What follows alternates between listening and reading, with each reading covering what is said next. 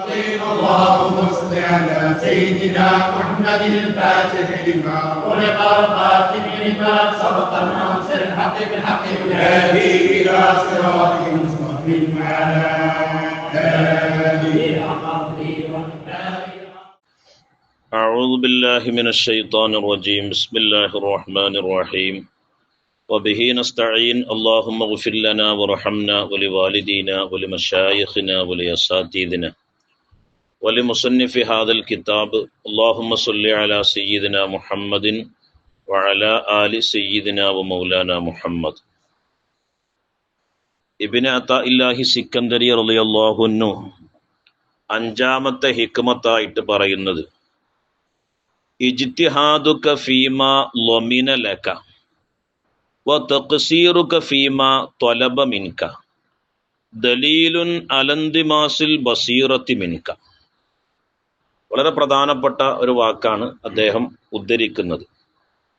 ഇജ്തിഹാദുക, നീ കഠിനാധ്വാനം ചെയ്യുക എന്നത്, ഫീമാ ലമിന ലക, നിനക്ക് അള്ളാഹു ഉത്തരവാദിത്തം ഏറ്റെടുത്ത ഒരു കാര്യത്തിൽ,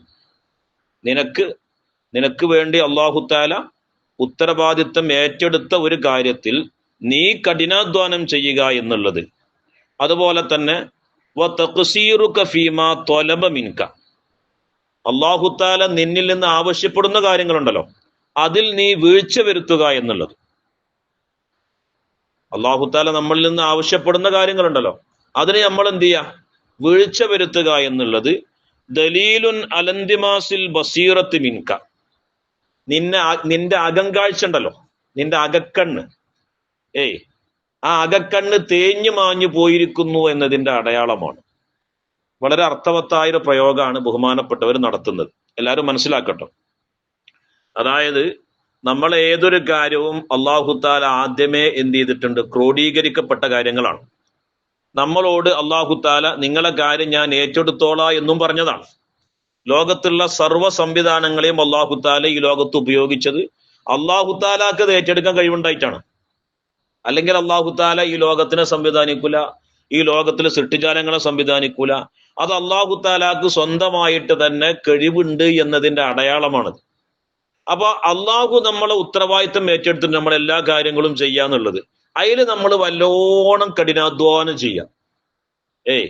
ഇപ്പൊ ഞാൻ എപ്പോഴും പറയുന്നത് പോലെ നമുക്ക് കുറച്ച് നമ്മൾ സാമ്പത്തികമായി ഉണ്ടാക്കുമ്പോൾ അത് പോരാ എന്ന് നമുക്ക് തോന്നും, പിന്നെയും കുറച്ചും കൂടി ആവണം എന്ന് തോന്നും. അങ്ങനെ തീവ്രമായ പരിശ്രമം, അതിൽ നമ്മൾ നന്നായിട്ട് പരിശ്രമിക്കുക.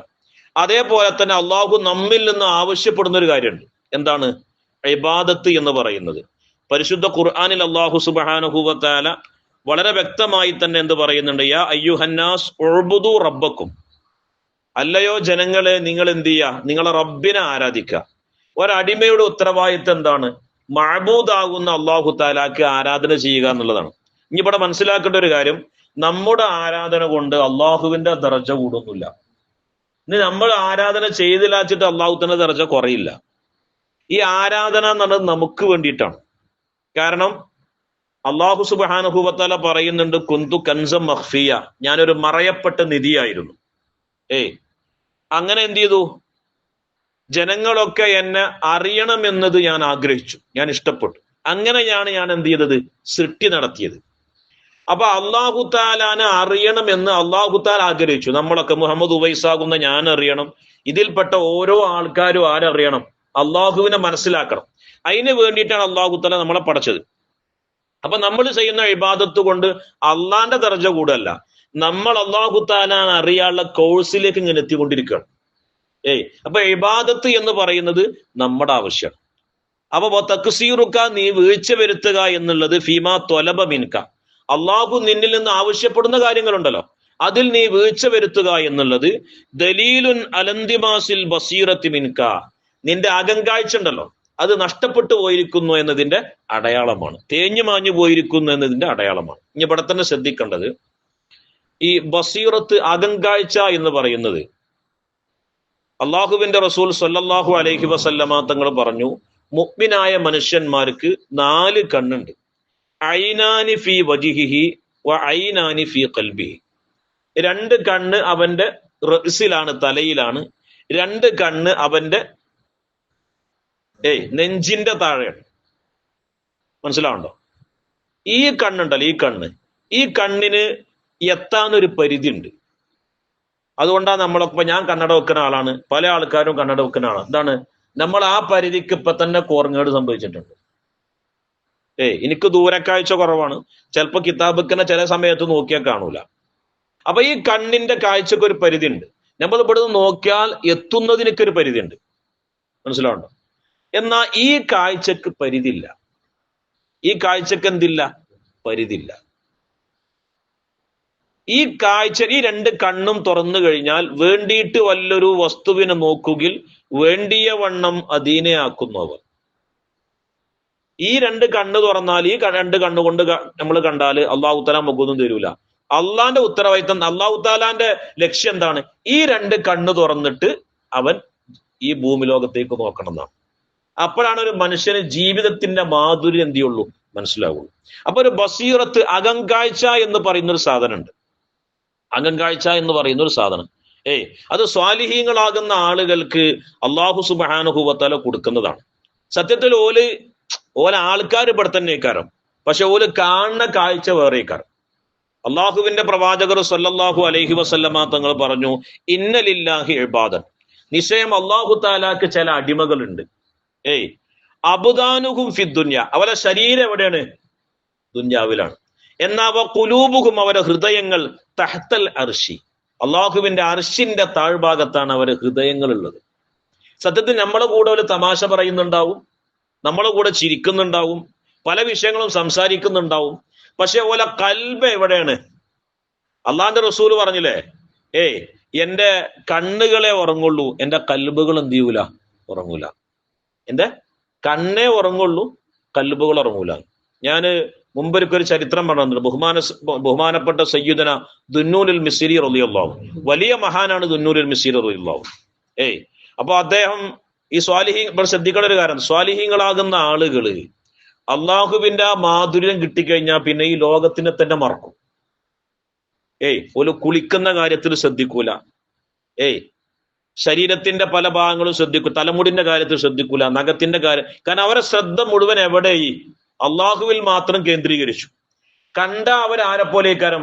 പഴയ കാലത്ത് ഒരു പൊക്കണവുമായി നടക്കുന്ന ആൾക്കാരുണ്ടല്ലോ, അവരെ പോലെ ആയിരിക്കും കണ്ടാല്. കണ്ടാല് അങ്ങനത്തെ ആൾക്കാരേക്കാരം. അപ്പൊ ബഹുമാനപ്പെട്ട ദുന്നൂനുൽ മിസ്രി റളിയല്ലാഹു അൻഹു നടന്നു പോകുന്ന സമയത്ത് കുട്ടികൾ ഇങ്ങനെ കളിക്കുന്നുണ്ട്. അപ്പൊ കുട്ടികൾക്കൊരു രസം. കാരണം എന്താണ്? ഒരു ഭ്രാന്തന്റെ കോലത്തിൽ ഒരു മനുഷ്യനാണ്, ജട പിടിച്ച മുടിയാണ്, വസ്ത്രങ്ങളൊന്നും അലക്കിയിട്ടില്ല, ഒരു പ്രത്യേക കോലത്തിലാണ് ഈ ആള് നടന്നു പോകുന്നത്. ജനങ്ങൾ എന്ത് ചെയ്തു? ഇതേ ഭ്രാന്തന്റെ കോലത്തിൽ കണ്ട ഈ മനുഷ്യനെ കല്ലെടുത്തെറിഞ്ഞു. കല്ലെടുത്തിങ്ങനെ എറിയാണ്. ആ സമയത്തൊരു നല്ല മനുഷ്യൻ, ഒരു സ്വാലിഹായ മനുഷ്യനെ കൂടെ പോകണ്ട. അയാൾ പറഞ്ഞു, എന്തിനാണ് നിങ്ങൾ ആ മനുഷ്യനെ കല്ലെടുത്തെറിയണത്? അപ്പൊ കുട്ടികൾ പറഞ്ഞു, അത് മജ്നൂനാണ്, ഭ്രാന്തനാണ്. അപ്പൊ ഈ മനുഷ്യൻ വന്നിട്ട് ദുന്നൂനുൽ മിസ്രിയോട് ചോദിച്ചു, ആ മജ്നൂനുൻ അന്ത, നിങ്ങൾ ഭ്രാന്തനാണോ?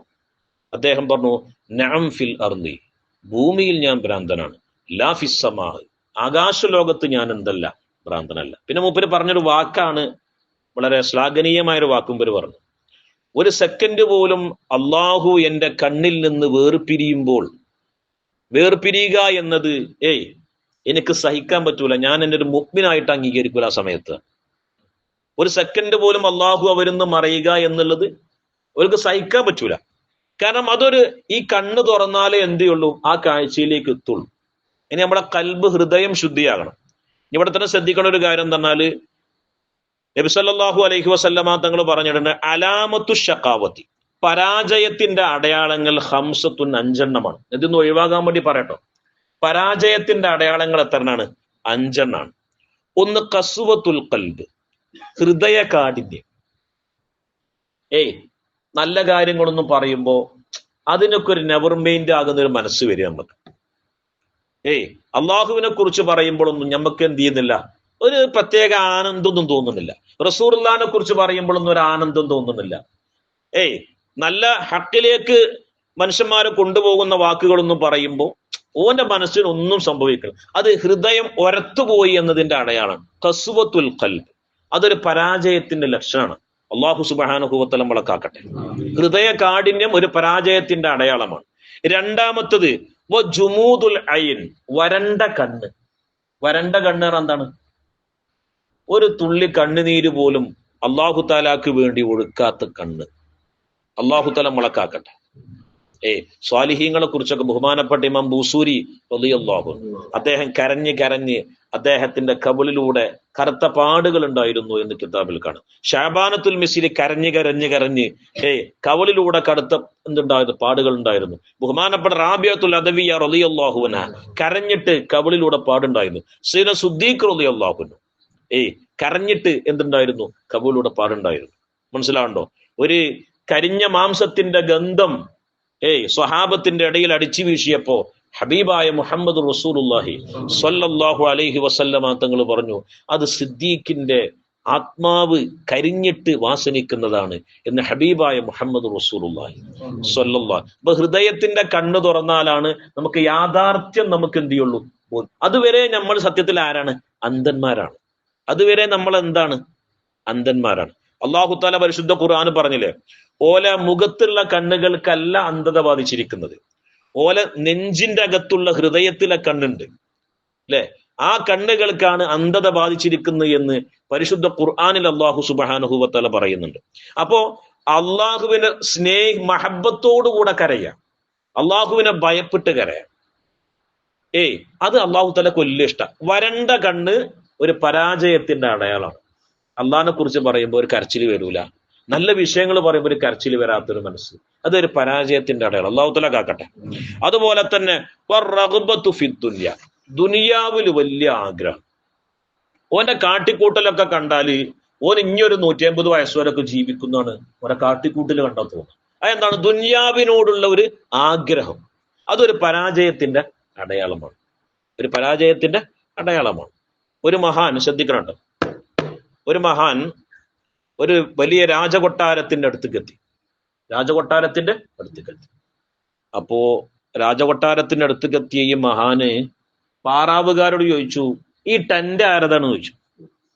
ഈ ടെന്റ് ആരതാണ് ചോദിച്ചു. അപ്പൊ ഇവർക്കതൊരു കളിയാക്കലായിട്ടാ തോന്നിയത്.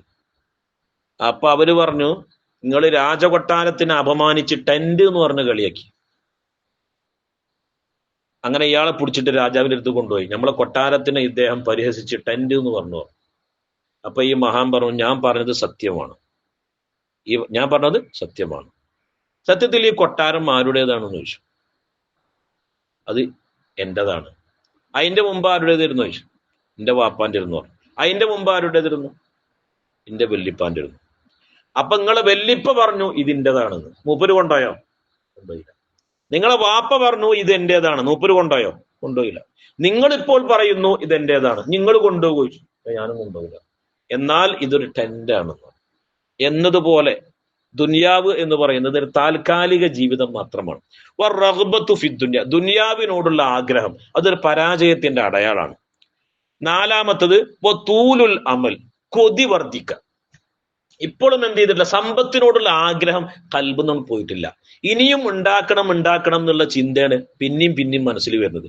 തൂലുൽ അമൽ, കൊതി വർദ്ധിക്കുക എന്നുള്ളത് ഒരു പരാജയത്തിന്റെ ലക്ഷണമാണ്. അവസാനം അല്ലാഹുവിന്റെ റസൂൽ സ്വല്ലല്ലാഹു അലൈഹി വസല്ലമ തങ്ങൾ പറഞ്ഞു, വഖില്ലത്തുൽ ഹയാ, ലജ്ജ കുറയാൻ. ലജ്ജ രണ്ടെണ്ണം ഉണ്ട് കേട്ടോ. നമ്മളൊക്കെ വിചാരിച്ചിരിക്കണത് എന്താണ്? ഔറത്ത് മറ്റുള്ളവർ കാണുന്നത് മാത്രം ലജ്ജ എന്നാണ്. ഔറത്ത് മറ്റുള്ളവർക്ക് കാണിച്ചു കൊടുക്കാതെ അതല്ല ലജ്ജ. ഏറ്റവും വലിയ ലജ്ജ എന്താണ്? നമ്മൾ ചെയ്യുന്ന കാര്യങ്ങൾ അല്ലാഹു തആല പറഞ്ഞു, ഇന്ന റബ്ബക ലബിൽ മിർസാദ്, പതിയിരിക്കുന്ന സ്ഥലത്ത് ഞാനുണ്ട്. ഏറ്റവും വലിയ CCTV അള്ളാഹുവിന്റെ CCTV ആണ്. ഇന്ന റബ്ബക ലബിൽ മിർസാദ്, പതിയിരിക്കുന്ന സ്ഥലത്ത് ഞാനുണ്ട് എന്ന് അല്ലാഹു തആല പറയുന്നുണ്ട്. ആ അല്ലാഹു തആല എല്ലാം കാണുന്നുണ്ട്, അറിയുന്നുണ്ട് എന്ന് അറിഞ്ഞിട്ട് അടിമകൾ അള്ളാഹുവിന്റെ മുമ്പിൽ ചെയ്യുന്ന ഹറാമുകൾ, അതാണ് ലജ്ജയില്ലായ്മ എന്ന് പറയുന്നത്. അതാണ് ലജ്ജ. ഏറ്റവും വലിയ ലജ്ജയില്ലായ്മ എന്താണ്? അള്ളാഹു തആല കാണുന്നുണ്ട് എന്ന് അറിഞ്ഞിട്ടും നമ്മൾ എന്ത് ചെയ്യുക? അപരാധങ്ങൾ ചെയ്യുക. അപ്പൊ ഈ 5 കാര്യങ്ങൾ പരാജയത്തിന്റെ ലക്ഷണമായിട്ടാണ് മഹാന്മാർ പറയുന്നത്. അപ്പോ അകങ്കാഴ്ച എന്ന് പറയുന്ന സാധനം നമ്മിൽ വന്നാലാണ് നമുക്ക് അള്ളാഹുവിനെ കുറിച്ച് ബോധം. നമ്മളൊരാളെ ഇസ്ലാമിലേക്ക് ക്ഷണിക്കുകയാണെങ്കിൽ ആദ്യം നമ്മൾ എന്ത് ചെയ്യണം? നേരാകണം. അള്ളാഹു താല നബി സല്ലല്ലാഹു അലൈഹി വസല്ലമ തങ്ങളോട് ഖുർആനിൽ പറയുന്നുണ്ട്, കുൽ നബിയെ തങ്ങൾ പറയുക, ഹാദിഹി സബീലി, ഇതാണ് എന്റെ വഴി എന്ന് പറയണം.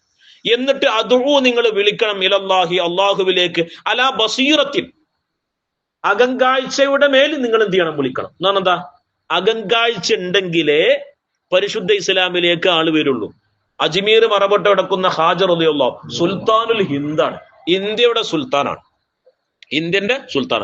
95 ലക്ഷം ആളുകളെ പരിശുദ്ധ ഇസ്ലാമിലേക്ക് കൊണ്ടുവന്ന ആളാണ് ആര്? അജ്മീറിൽ മറപട്ട് കിടക്കുന്ന ഹാജർ റളിയല്ലാഹു. എങ്ങനെയാണ് അത് സാധിക്കുന്നത്? ഇത് ശരിയായപ്പോ ഇടിയങ്ങര ഷെയ്ഖ് പള്ളിയിൽ മറപട്ട് കിടക്കുന്ന അലാവുദ്ദീൻ ഹിംസി എന്ന് പറയുന്ന മഹാൻ, നിങ്ങൾ കേട്ടില്ല? അപ്പവാണിപ്പോ നേർച്ചയൊക്കെ നടക്കുന്ന സ്ഥലം അല്ലെ? നമ്മള് എന്താണ് പറയാ, ഈ കടലിലേക്കൊക്കെ പോണ ആ വൈക്കാണത്. ആ വൈക്കാണ് ഇടിയങ്ങര ഷെയ്ഖ് പള്ളി ഉള്ളത്. അദ്ദേഹം പിന്നെ പൊന്നാനി കടപ്പുറത്ത് പിന്നെ പായക്കപ്പൽ ഇറങ്ങിയിട്ട് കോഴിക്കോട്ടേക്ക് നടന്നു പോവുകയാണ്. ആ നടന്നു പോരുമ്പോഴൊക്കെ ഓരോ ഗല്ലിയിലും വെച്ചിട്ട് ആൾക്കാർ അദ്ദേഹത്തിനെ കണ്ടിട്ട് ഇസ്ലാമിലേക്ക് വരും. കാരണം അദ്ദേഹം അവിടെ എത്തുമ്പത്തിന് 100 കണക്കിന് ആളുകൾ പരിശുദ്ധ ഇസ്ലാമിലേക്ക് വന്നു. എന്താണ്? ഹൃദയം നന്നായ ആൾക്കാര് ഈച്ച കൊട്ടുന്ന മയില് കൊട്ടും. കാരണം എന്താണ്? ഹൃദയം നന്നായാൽ അങ്ങനെ ഉണ്ടാവും. അങ്ങനത്തോല് ഇസ്ലാമിലേക്ക് വിളിച്ചാലേ എന്ത് ചെയ്യുള്ളൂ, ഇസ്ലാമിലേക്ക് വരുള്ളൂ. ഇപ്പൊ നമ്മളൊക്കെ ഭയങ്കര പ്രസംഗിച്ചുമ്പോ ആൾക്കാരെ കേൾക്കുമ്പോ ഇങ്ങനെ ഇരിക്കും, അത് കഴിഞ്ഞാൽ കഴിഞ്ഞു. എന്താ കാരണം? പറയുന്ന ആളത് കൽബെന്നല്ല പറയണത്. അപ്പൊ കേൾക്കുന്ന ആൾക്കത് കൽബ് കൊണ്ട് കേൾക്കാൻ കഴിയില്ല. ബസീർ, അകങ്കാഴ്ചയുള്ളവന് പരിശുദ്ധ ഇസ്ലാമിലേക്ക് വിളിക്കണം. അപ്പൊ ലക്ഷക്കണക്കിന് ആളുകൾ ഇസ്ലാമിലേക്ക് വരും. ഓൽക്ക് എന്തും അല്ലാഹു തആല കാണിക്കാനുള്ള കഴിവ് കൊടുക്കും. ഇപ്പൊ നമ്മളെ ബഹുമാനപ്പെട്ട ശൈഖുന ശംസുൽ മൈക്കെ ഉസ്താദ്, അദ്ദേഹം ഹാജനെ കുറിച്ച് എഴുതിയൊരു മൗലിദി കിതാബുണ്ട്, എന്റെ അടുത്തുണ്ട്, എന്റെ പരിയിലുണ്ട് ആ കിതാബ്. ആ കിതാബിൽ പറയുന്നുണ്ട്, ബഹുമാനപ്പെട്ട ഹാജർ റളിയല്ലാഹു അൻഹുവിനക്ക് വുളു ഉണ്ടാക്കാനും കുളിക്കാനും വെള്ളം കൊടുക്കാതെ വന്നപ്പോ തന്റെ ഒരു മുരീദിനെ ഹാജർ റളിയല്ലാഹു അൻഹു ഒരു ചെറിയ കൂജ കൈ കൊടുത്തിട്ട് പറഞ്ഞയച്ചു. ആ കൂജ കൊടുത്തിട്ട് അന്നാസാഗർ എന്ന് പറയുന്ന തടാകമുണ്ട്, അജ്മീർ പോയ ആളുകൾക്കൊക്കെ അറിയാം, 100 ഏക്കറാണത് അന്നാസാഗർ. ആ തടാകത്തിന്റെ അടുത്ത് പോയിട്ട് യാ ബുദ്ദൂഹ എന്ന് പറഞ്ഞിട്ട് ആ വെള്ളം കോരാൻ വേണ്ടി പറഞ്ഞു. യാ ബുദ്ദൂഹ എന്ന് പറഞ്ഞിട്ട് ആ കൂജയിൽ വെള്ളം കോരാൻ വേണ്ടി പറഞ്ഞു. ഇതാരാ പറയണത്? ശംസുൽ എഴുതിയതാണ്. യാ ബുദ്ദൂഹ എന്ന് പറഞ്ഞിട്ട് ആ കൂജയില് വെള്ളം എടുത്തോടുകൂടെ അനാസാഗറാണ് വറ്റിപ്പോയി. അനാസാഗർ മാത്രമല്ല, ചുറ്റുഭാഗത്തുള്ള കിണറുകൾ വറ്റി. മനസ്സിലാവുണ്ടോ എങ്ങനെ ഇത് സംഭവിക്കണത്? അള്ളാഹുവിനെ അറിഞ്ഞ ആൾക്കാരാണ്. 2 കണ്ണും തുറന്നിട്ട് ഈ ലോകത്തിന്റെ യാഥാർത്ഥ്യം പറഞ്ഞു. പരമ്പൊരുളാകുന്ന അള്ളാഹു താല എന്താന്ന് മനസ്സിലായി. അങ്ങനെ മനസ്സിലായി കഴിഞ്ഞാൽ അള്ളാഹു താല പറഞ്ഞിട്ടുണ്ട്, അവന്റെ കണ്ണ് ഞാനാകും, കാല് ഞാനാകും, കൈ ഞാനാകും. അവൻ സംസാരിക്കുന്നത് പോലും എന്തായിട്ട് വരും? ഞാനായി വരും. ബഹുമാനപ്പെട്ട ഗൗസുൽ ആലമിന്റെ സിറുൽ അസ്റാർ എന്ന് പറയുന്ന കിതാബാണ്. ഇതിൽ പറയുന്നുണ്ട്, എന്താണ് ഒരു മനുഷ്യൻ ഇച്ഛിക്കുന്നത് അത് അള്ളാഹു താല നിറവേറ്റി കൊടുക്കുന്ന ഒരവസ്ഥ വരും. അപ്പോ ഇവിടെ പറഞ്ഞു വന്നത് നമ്മൾ മനസ്സിലാക്കേണ്ട ഒരു കാര്യം, ബഹുമാനപ്പെട്ട ഇബ്നു അത്താഇല്ലാഹി സിക്കന്ദരി തങ്ങൾ പറയാണ്, നിനക്ക് വേണ്ടി അള്ളാഹു താല ഉത്തരവാദിത്തം ഏറ്റെടുത്ത കാര്യങ്ങളുണ്ട്. അതിൽ നീ ഇങ്ങനെ നന്നായിട്ട് കഠിനാധ്വാനം ജോലി ചെയ്യന്നെ. എന്നാലോ അള്ളാഹു താല നിന്നിൽ നിന്ന് ആവശ്യപ്പെടുന്ന കാര്യങ്ങളുണ്ട്. അതിൽ നീ വീഴ്ച വരുത്തുക എന്നുള്ളത് നിന്റെ അകങ്കാഴ്ച തേഞ്ഞു മാഞ്ഞു പോയിരിക്കുന്നു എന്നതിന്റെ അടയാളമാണ്. അപ്പൊ നമ്മൾ നല്ല ശ്രദ്ധിക്കുക, നമ്മുടെ ഹൃദയത്തിന്റെ കണ്ണിപ്പ അടഞ്ഞിട്ടാണോ ഉള്ളത്, തുറന്നിട്ടാണോ ഉള്ളത് എന്ന് നമ്മൾ എന്ത് ചെയ്യുക, പരിശോധിക്കുക. അള്ളാഹു സുബ്ഹാനഹു വ തആല കാക്കട്ടെ. ഇനി ഒരൊറ്റ കാര്യം കൂടി പറഞ്ഞിട്ട് നമ്മൾ നിർത്തുകയാണ്. നമ്മൾ ആദ്യം വേണ്ടത് എന്താണെന്ന് അറിയോ? നമ്മളെ മനസ്സിൽ നല്ലൊരു നിയ്യത്ത് വേണം. അള്ളാഹുവെ, എന്റെ അള്ളാഹുവിലേക്ക് എത്തിക്കുന്ന, അള്ളാഹുവിലേക്ക് കൈ പിടിച്ചുയർത്തുന്ന ഒരു യഥാർത്ഥ ഗുരുവിനെ എനിക്ക് കാണിച്ചു തരുന്നതിൽ ഒരു നല്ല നിയ്യത്ത് ഒരാൾക്ക് വേണം. ആ നിയ്യത്ത് ഉണ്ടായാൽ മതി. ആ നിയ്യത്ത് ഉണ്ടായിട്ടത് സഫലമായില്ലെങ്കിൽ പോലും വലിയ കാര്യം എന്നാ. ഇപ്പൊ ഗൗസുൽ ആലമിന്റെ സിറുൽ അസ്റാർ എന്ന് പറയുന്ന കിതാബിന്റെ ഇബാറത്ത് ഞാൻ എഴുതിയെടുത്തിട്ടുണ്ട്. ഖാല സല്ലല്ലാഹു അലൈഹി വസല്ലം, നബി സല്ലല്ലാഹു അലൈഹി വസല്ലമ തങ്ങൾ പറഞ്ഞു, കമ്മിൻ റജുലിൻ, എത്ര മനുഷ്യന്മാരാണ്, മാത്ത ജാഹില, മരിക്കണ സമയത്ത് ഒരു വിവരമില്ലാതെ മരിച്ചുപോയി. മനസ്സ് നല്ലതാണ്, വിവരമില്ലാതെ മരിച്ചുപോയി. വ ഖാമ യൗമൽ ഖിയാമത്തി, എന്നാൽ ഖിയാമത്ത് നാളിൽ അല്ലാഹു തആല അവരെ എഴുന്നേൽപ്പിക്കുമ്പോ ആലിമൻ വ ആരിഫ, ആലിമും ആരിഫുമായിട്ടാണ് അള്ളാഹു താല എന്ത് ചെയ്യുക? വല ഖബറിന്ന് എഴുന്നേൽപ്പിക്കുക. എന്താ? നിയ്യത്ത് നന്നാക്കി, നല്ലത് ചെയ്യണമെന്ന് നല്ല ആഗ്രഹം ഉണ്ടായിരുന്നു, നല്ലത് പ്രവർത്തിക്കണം എന്ന് നല്ല ആഗ്രഹം ഉണ്ടായിരുന്നു, യഥാർത്ഥ ഒരു ഗുരുനാഥനെ കിട്ടണമെന്ന് ആഗ്രഹം ഉണ്ടായിരുന്നു. പക്ഷെ അത് സഫലമാകുന്നതിന്റെ മുമ്പേ ലോകത്തോട് വിട പറഞ്ഞു. പക്ഷെ ആ ഒരു ഉദ്ദേശ ശുദ്ധിക്ക് ഖബറിൽ വെച്ചുകൊണ്ട് ഒരു യഥാർത്ഥ വലിയിന്റെ തെർബിയത്ത് അള്ളാഹു സുബ്ഹാനഹു വ തആല കൊടുക്കും. ഇത് ഞാൻ പറയല്ല, ഇത് റസൂലുള്ളാഹിന്റെ ഹദീസാണ്. ഇതിന് വ്യാഖ്യാനം എഴുതിയത് ബഹുമാനപ്പെട്ട ഗൗസുൽ ആലം മുഹിയുദ്ദീൻ ശൈഖ് റളിയല്ലാഹു അൻഹുവിന്റെ കിതാബിലാണ്. അപ്പൊ നമ്മൾ നല്ല ഉദ്ദേശശുദ്ധിയോടുകൂടെ എന്ത് ചെയ്യുക? നമ്മൾ ഇരിക്കുക. ഇൻഷാ അല്ലാഹ് തീർച്ചയായിട്ടും നമുക്ക് ആ വഴിയിലേക്ക് എത്താൻ കഴിയും. അല്ലാഹു സുബ്ഹാനഹു വ തആല തൗഫീഖ് ചെയ്യട്ടെ. റബ്ബനാ തഖബ്ബൽ മിന്നാ ഇന്നക അൻതസ് സമീഉൽ അലീം വതുബ് അലൈനാ ഇന്നക അൻതത് തവ്വാബുർ റഹീം. അസ്സലാമു അലൈക്കും വറഹ്മത്തുള്ളാഹി വബറകാതുഹു.